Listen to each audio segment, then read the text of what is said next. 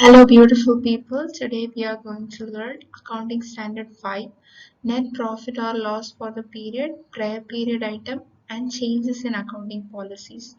This mainly discuss net profit or loss for the period, prior period items, changes in accounting policies, and also one more thing, that is changes in accounting estimates. Let's discuss it deeply. As I said earlier, this accounting standard deals mainly with the following items, which includes net profit or loss for the period, prior period items, and changes in accounting estimate. This is something that is not mentioned in the title, and changes in accounting policies. So, for the present scenario, let's just discuss about these two. That is net profit or loss for the period and prior period items. So let's take a timeline from the period of 1st April 2018 to 31st March 2019. So what is the net profit or loss for the period, which is this, that is from 1st April 2018 to 31st March 2019. Any profit or loss that occurred during this period is called net profit or loss for the period. So what is prior period item? Anything that occurred before 1st April 2018 is called prior period item. That's it. Net profit or loss for the period is categorized mainly into two broad categories, which is ordinary activities and extraordinary activities. Example of ordinary activities is profit or loss on sale of goods or services. As you can see via this picture, it is profit or loss on sale of goods or services is an ordinary activity, and extraordinary activities is profit or loss on sale of fixed asset and loss due to theft. So these are the two type of activities, ordinary and extraordinary.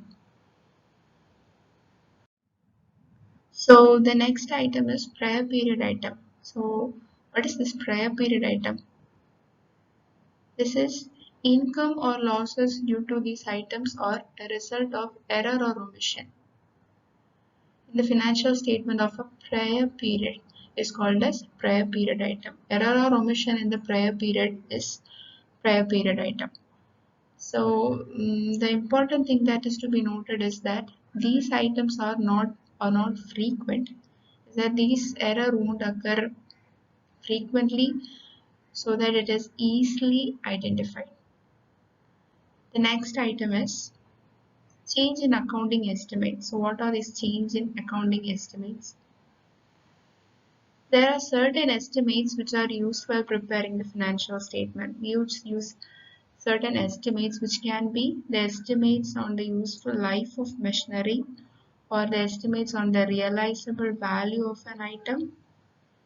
So these are certain estimates that we usually use in financial statement.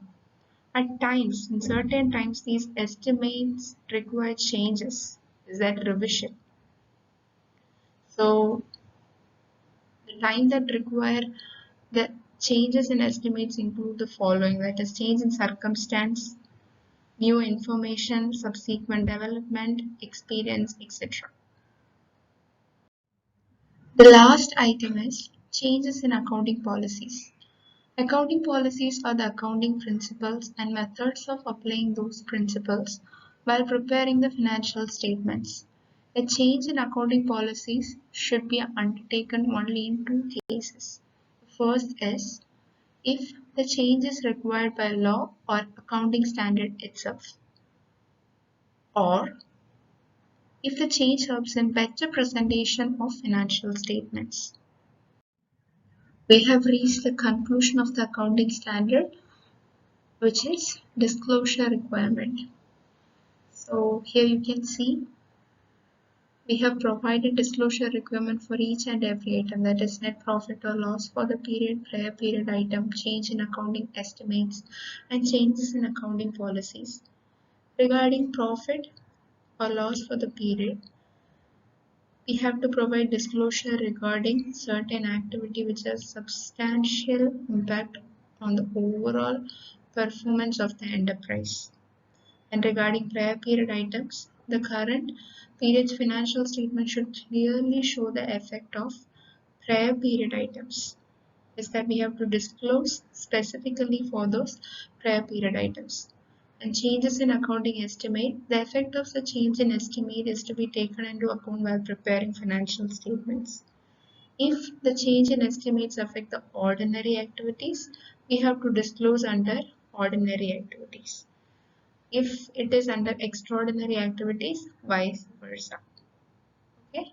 Change in accounting policy. Any change in accounting policies which has material effects has to be disclosed necessarily. The impact of such changes should have to be shown in the financial statements. If the impact can't be assessed, the facts regarding the substantial effect should also have to be disclosed. So that's it. We have come to the conclusion. While reading this accounting standard, you should have to provide for the disclosure requirement of the same. Thanks for watching. May God bless you.